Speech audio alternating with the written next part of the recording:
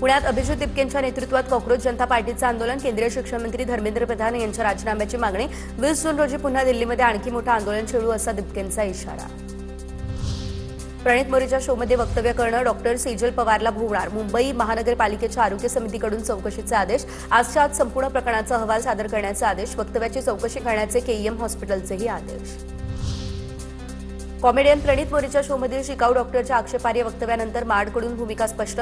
आक्षेपार्ह वक्तव्य करणारी शिकाऊ डॉक्टर माडची सदस्य नाही. केईएम माड वक्तव्याचं समर्थन करत नाही अशी भूमिका.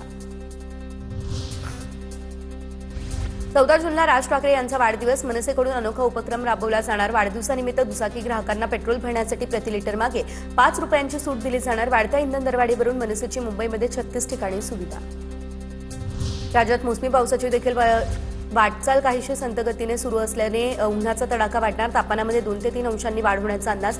मुंबई, पालघर यासह ठाण्यामध्ये उष्ण आणि दमट वातावरणाची नोंद.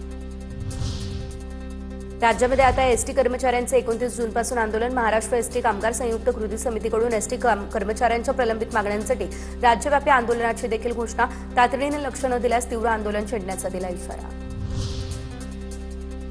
राज्यातील गुणवत्तापूर्ण आणि प्रेरणादायी शिक्षकांच्या शोधाला सुरुवात. आदर्श शिक्षक उपक्रमांतर्गत निवड प्रक्रिया सुरू. प्रत्येक केंद्रातून 2 शिक्षकांची निवड करून 15 जूनपर्यंत माहिती सादर करण्याचे निर्देश दिले.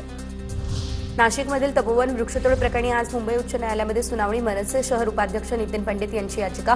पालिका वेळ काढून भूमिका घेत असल्याची याचिकाकर्त्यांची टीका.